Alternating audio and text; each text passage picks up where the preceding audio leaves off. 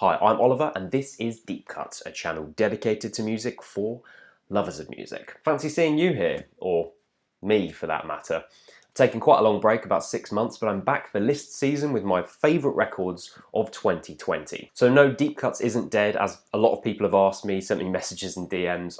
Work has been so busy, I've not had much time to dedicate to making videos for the channel. But I've got a 9 Inch Nails guide coming, I've written more than half of it, and I want to get it out at the beginning of the year. Plus the fact I want to do some more 5 albums videos, like 5 albums to get you into Riot Girl, post-metal, minimalism. There's loads of stuff I want to do, and when I have the time, I will put it out. So thank you for staying subscribed and, waiting for this stuff to come out, because it will do eventually. Well, 2020. At least we had some good music, right? It's actually been an incredibly exciting year for art forms in general. Some really groundbreaking novels, independent films, and music has been released in a year full of political, financial, life turmoil. And as such, I actually struggled to decide on my favourite 20 records of the year as I normally would, so I had to push it to 25 this year. There's so much great stuff. And I got to the end of the year and I thought, maybe this year hasn't been quite as good as other years for music. And then you look back on what you've actually listened to and what you've enjoyed and you realise, no, it's been a really good one. Before I kick off, I want to mention 2 EPs that I really enjoyed this year and I'd love you to check out. Denzel Curry's Unlocked and Abong JR's Which Way Forward, both incredibly watertight, concise projects, and I'm chomping at the bit for even more from both of them. In my mind, the best thing Denzel has done, and my oh my, what Abong JR is doing with Afrobeats, electronics and grooves is fantastic. It got me salivating.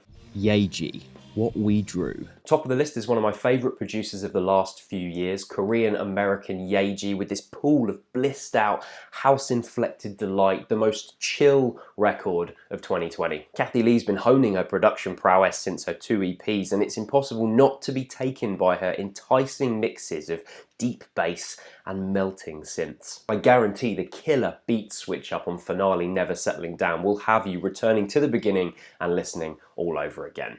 Deftones, Ohms. As a long-time fan who hasn't particularly enjoyed the last few Deftones records, Gore was quite seriously lacking in vision, I thought, and Koi no Yokan had some good moments, but not perfect.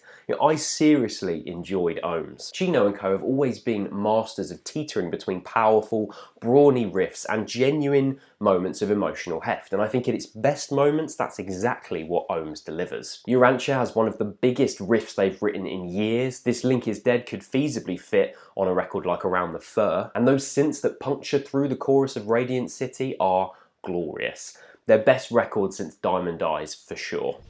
Lido Pimienta, Miss Colombia.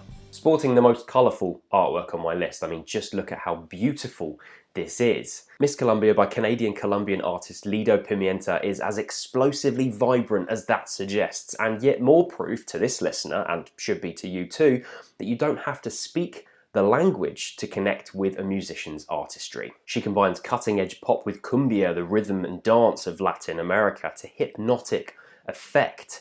There's the track No Pude, and I don't know if I'm pronouncing that correctly, probably not. The squelchy digital percussion samples are beautifully married with more organic, kinetic sounds.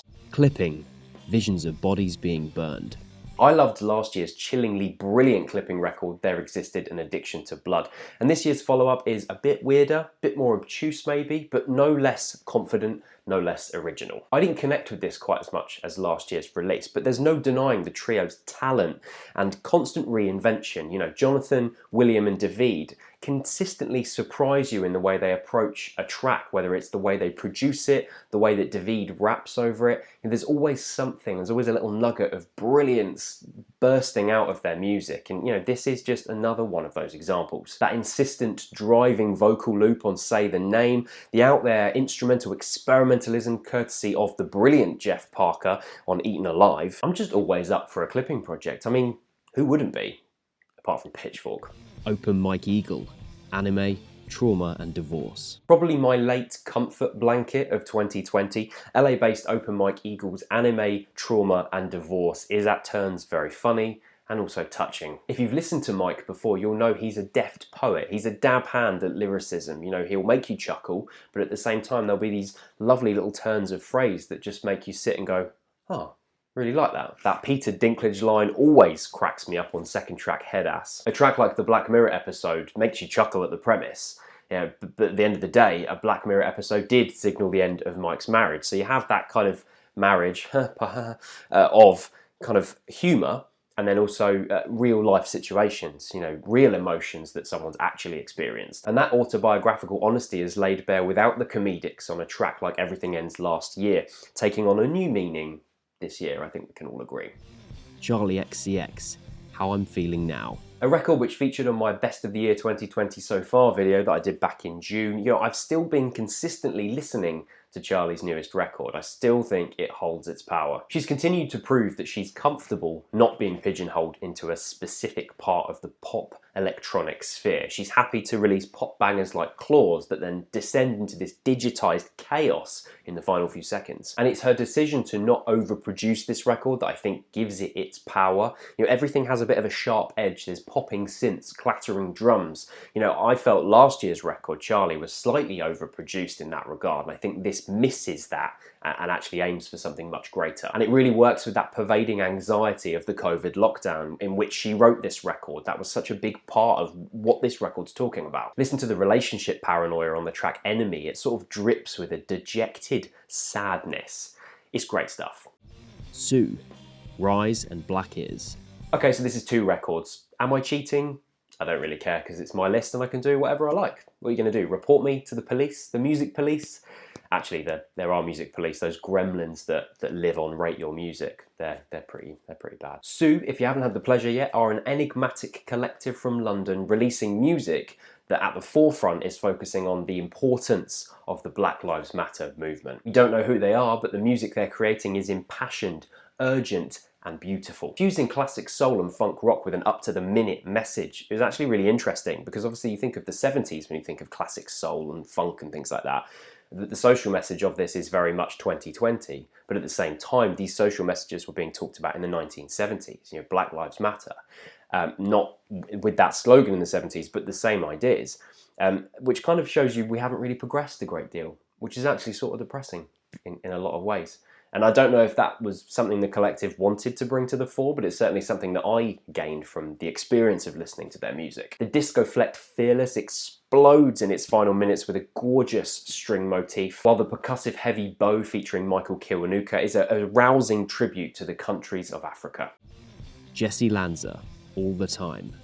As a huge fan of Jessie Lanza's 2016 record, Oh No, I think that was my 3rd favourite record of that year. She continues to draw on that nebulous songwriting style in her new record, tight sequenced drums, lush pads and her floating vocals. As with Oh No, the Canadian musician writes pop tracks essentially with a left field edge that plays close attention to texture in the production.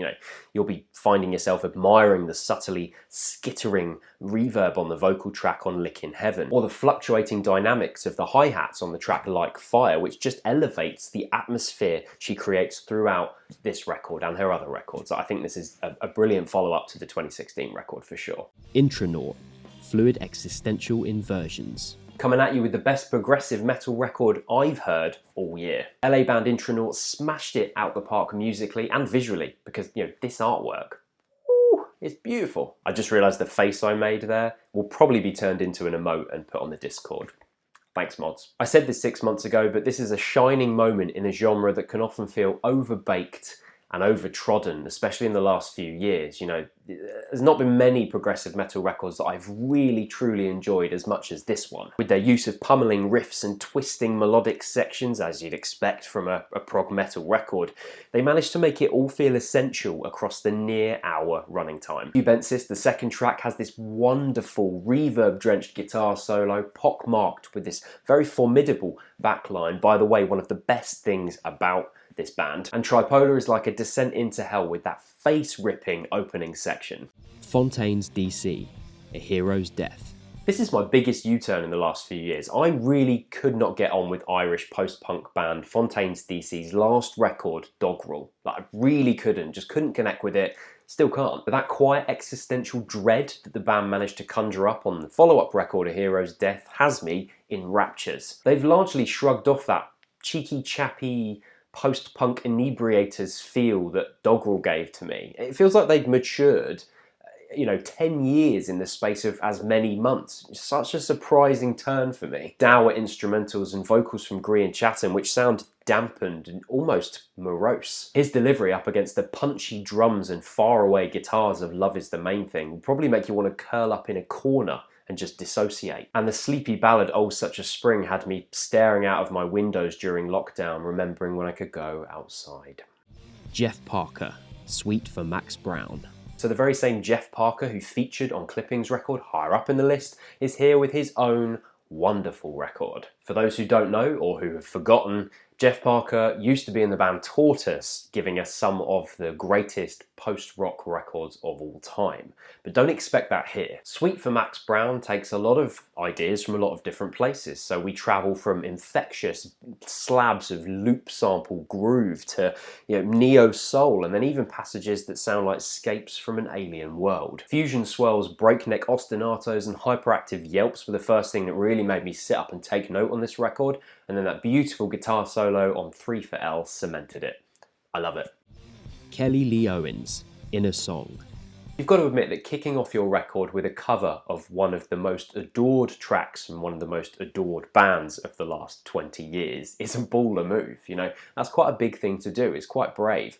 But I'm grateful that she did it, because I think what Kelly Lee Owens has done is push her music into places where people might not have otherwise heard it. And now more people have got to experience her beautiful songwriting skills. Those drawn in with that cover might not get quite what they expect though, because she flits between corridors of insistent techno beats, clearings of layered synths glittering into the ether as on Rewild, and captivating vocal performances on a track like Line, where she touches on the courage you need to leave someone you love, all underpinned with a very deft pop songwriting structure. Not to mention the dream team up with John Cale for the track Corner of My Sky, which is so hypnotic and somehow manages to make a sawtooth synth sound like ASMR.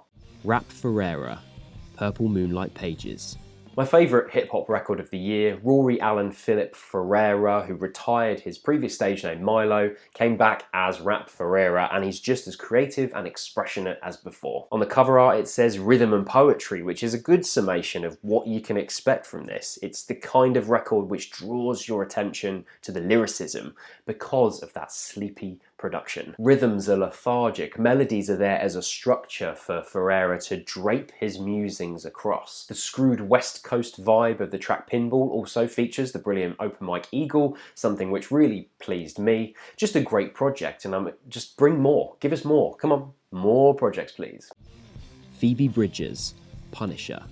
Every year there's a record which is hyped to the hilt, critically acclaimed, adored by so many people, and I just can't get into it. Obviously it happens with loads of different records, but there's always one that always stands out for me, and that one was Phoebe Bridgers' very lauded Punisher. But a few months after, I took it for a spin again, and it finally clicked. I finally understood what she was doing, the deft turns of phrase that I'd missed, the playful darkness which is on pretty much every single track. I greatly underestimated the power of her storytelling, I think, and those ways she plays with lyrics, the way a single line will get wrapped in your head if you really listen to them. Aside from that, the Barrel in Kyoto is one of the songs of the year, and the brooding Chinese satellites complete with that swooning string line is dazzling. Monolake, Archaeopteryx. Are you a fan of dense, 2-hour-long listening experiences? Are you? Well, if so, get some Monolake in you. I've been a fan of this German electronic duo for a long while, regularly sinking into records like Silence, Ghosts, Polygon Cities. It's an excellent catalogue of unsettling atmospheres and wintry beats, and depending on your mindset can either evoke naturalistic pastoral imagery or the glittering cold of deep space. Everything that appears on this record feels decidedly placed and considered. You have those punchy kicks and shards of glassy synths on opening track Gant Exodus, the wide bubbling abyss of Anamorph Iris. This became my soundtrack to reading books in the bath in 2020. No greater compliment in my mind. The Soft Pink Truth, Shall we go on sinning so that grace may increase? From one cathartic experience to another, Drew Daniel, one half of the madcap electronic duo Matmos, released this mystifying kaleidoscopic record in the first half of 2020. I only discovered this recently thanks to a Quietus review, again still one of the best music websites out there, and I was blown away by the attention to texture and form that this commands throughout. Almost impossible to categorise its flourishes of minimal deep house, stacked samples and vocals that float throughout. They craft so many different moods and ideas and feelings across its 9-track sequence. The tuned bells and deep bass on Sinning might give you vertigo just with the verticality of the production, you know, all the high frequencies, all the low frequencies. It feels like you're staring at a tower block. And the way Daniels can gently pluck the listener from minimal driving beat to sonic lushness is awe-inspiring, in all honesty. One Otrix Point Never.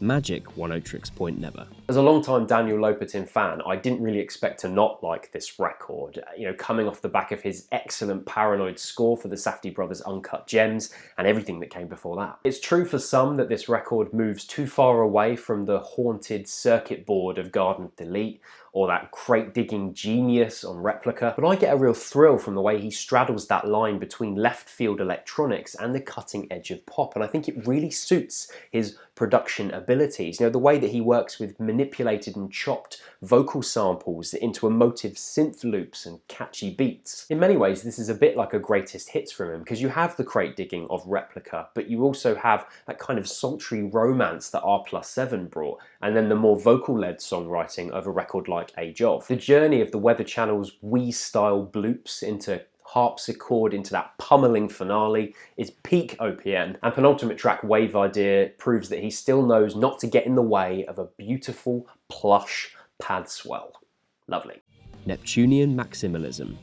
Eons. I've seen this described as a despicable blend of Sun O and Sun Ra, and if that's not in your wheelhouse, you should probably skip ahead. But for those prepared to walk down the lurid, murky path of blooming drones, necrotic cries and unrelenting grooves, you're in the right place. This mammoth 2-hour record from Belgian art, black metal, free jazz, drone, psych, tribal collective, Neptunium Maximalism is just so fucking on the money that I'm struggling to explain how well this lands for me. On a first listen, I got the same kind of experience as a late Swans record, like The Seer or To Be Kind, where you're being sort of swept along, you don't really know where you're going. You could be led into this biblical, sonorous interlude, and at the same time you could be booted in the face by the same driving groove for 5 minutes. With the final section of the record, To the Sun, being described by one of the members as a solar drone opera, kind of gives you an idea of what you're letting yourself in for.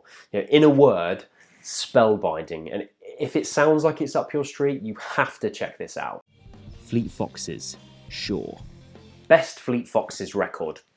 There, I said it. Like a sunlit early morning, this record rises slowly over the uplands and warms you to your very marrow with its mellow, comforting vibes. Becoming a walking companion for me whilst I was in lockdown.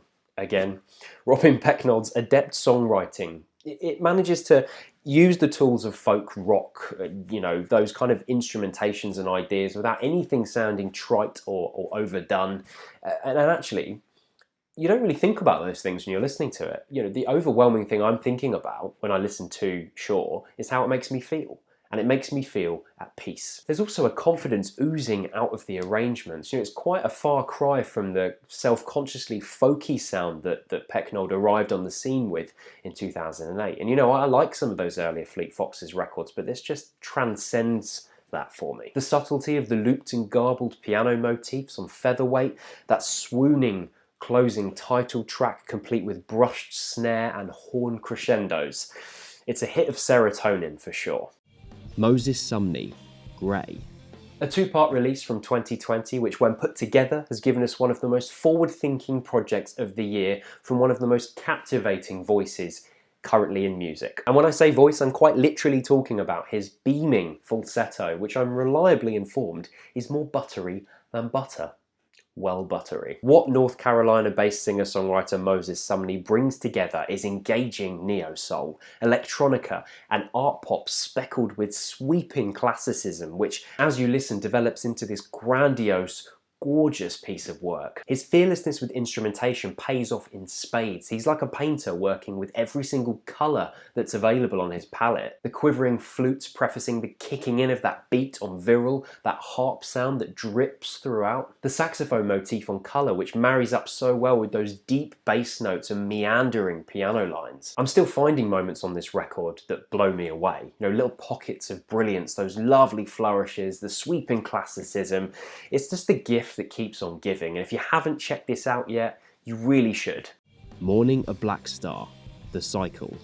Another group to fuse neo-soul and psychedelia, but not searching for that classicism that Moses Sumney had that I was just talking about. No, Cleveland collective Mourning a Black Star create music that is fraught with a sort of tense, bouncy energy, weaving in the motif of African diaspora to deliver one of the best records of the year. It's infectious to hear a group master their influences without ever sounding caged by them, like that trip-hoppy opening of Sense of an Ending. Algiers fans should take note of the gospel, almost aggro post-punky sound at the beginning of this track, and at a running time of 70 minutes, the interplay between the vocalists keeps the record pushing forward, keeps it alive. At times their use of sampled beats teeters into conscious hip-hop territory, but actually instead of having a conscious rapper delivering bars over it on a track like Whom the Bell Tolls, you have the far more brilliant LaToya Kent's commanding vocal presence. You know, she's definitely one of my favourite vocalists I've discovered in 2020. It's such a commanding, brawny vocal performance. Beautiful. Don't miss out this record. Fiona Apple, Fetch the Bolt Cutters. Despite the video I put out that was tangentially related to this release on how critical consensus can sway someone into listening to a record differently, there's no doubt to me the power this piece of work has. It's bold and raw musically and lyrically, and it's quite unusual in some ways too. Fiona is a brilliant artist, and what we have on this record is something that's unapologetically her. She isn't chasing for some in vogue sound, she is creating her own authentic artistry, and that's why this record flies along with the confidence that it has. Much has been said about the lyricism on a track like For Her, which can be quite an uncomfortable listen, but what's so great about it is pairing these ideas with raggedy and brash instrumentation. That's where this record feels so pure and so exciting and so essential. The defiant Under the Table, the beautiful Cosmonauts, I mean, every track on this is so well placed. I love it. Orteka, Sign. The return of the electronic titans, although they never really left because we had all those live recordings. We've still got NTS to get through. I mean, some of you, I bet, haven't even listened to all 8 hours of NTS. What are you doing with your life? Those who follow my channel know my love for Rob and Sean's boundary-pushing music. And Sign was a real surprise. After the density of NTS, LSEC, the pair released something which seems almost purposefully emotive, like it's willing the listener to feel some sense of melancholy. You can say a lot about Orteka's music over the last decade, but certainly in the last few releases, something that's been interesting about it has been how free associative the music can be when it comes to emotions. It never really feels like on a record like NTS, apart from Finale All End, that they want you to feel a certain way. You know, depending on your own mindset, your own personality, you're going to feel maybe comforted by a track or maybe battered into remission, you know? Some people really feel the kind of paranoia that comes through Orteka's music. But that's not what Sign is doing. And actually, it was a great sidestep to release this lush, stirring piece of work in a year like 2020. You know, it felt like they were taking on some of the feelings that we had all collectively felt this year, and they put it out in their own unique sort of style. So it is very different to what we've had from them recently, with hints of the glassy torpor of the record Oversteps. Opening M4 Lima grounds the listener with those lovely ever-present pad swells. And it's also laced with straight-up banger palette cleansers, which is nice to see from them again. You know, a track like Shusht Mift 2. Still fucking stupid song titles though. It's nice to see some things don't change. Duma. There's no getting away from it. 2020 has been a shit year. It's been so difficult, and at times there's just been this need for an escape of catharsis, a chance to blow the cobwebs away, and the monotony that ends up happening when you're in the same four walls day in, day out. Look no further than the most purgative, explosive LP of the year, Ugandan duo Duma's self-titled. They bring their metal scene roots to an electronic, industrial, power electronics record which defies convention and across 37 minutes will crush your skull. The sheer physicality of this record is exhausting, snapping from caustic, slamming, kick samples, walls of white noise, death metal screams, and idiosyncratic synth sounds. Second track, Corners in Nihil, brings all of those influences together, but if you listen, right in the centre is this pad sound that's sort of being caged by everything else, and it really adds to the wrought, sinister feeling of the music. The track Pembe 666 foregrounds a spoken word piece, which sounds like a dubbed recording of The Giant from Twin Peaks. I don't know if it is, but I should definitely have found out before I filmed this video. Oh well, if you've ever heard this, you should let me know. This thing is spirited, intrepid, a true original. Perfume Genius set my heart on fire immediately. As routinely happens with my favourite album of the year, I fell in love with this record straight away. You could say it set my heart on fire immediately. Yeah, it was weak, I know, but you know, whatever. I've been away for a while. I said back in June that this was for me a revelatory piece of work. Fearless musical delivery paired with a sophisticated and almost painfully emotional vocal and lyrical style from Michael Hadris. It's a refined pop record taking elements of psychedelia, chamber pop to something that almost feels timeless in its execution. You know, on opening track Whole Life, those strings, they could have been written in the 70s. Listening to Describe for the first time, the way that he switches up that crunchy Americana for flowing ambience really hit me, you know, right in the heart. The stirring nothing at all with that post-chorus flute melody that just escapes up to the sky. Tears. And finale Borrowed Light could comfort me forever with its bruised love. It's perfect. I love everything about it, and it's my favourite record of 2020. Thanks for watching the first Deep Cuts episode in 6 months, and consequently the last one of the year. I will be back in 2021. The 9 Inch Nails guide is nearly written, as I said. Come join me on the Deep Cuts Discord on Thursday, where we're going to listen to 2 of my favourite records of the year. Haven't picked them yet, but I will have written them in the description by the time this video goes up. Thanks as always for supporting Deep Cuts. It means so much to me. Have a great Christmas, a happy new year, and I'll see you in 2021.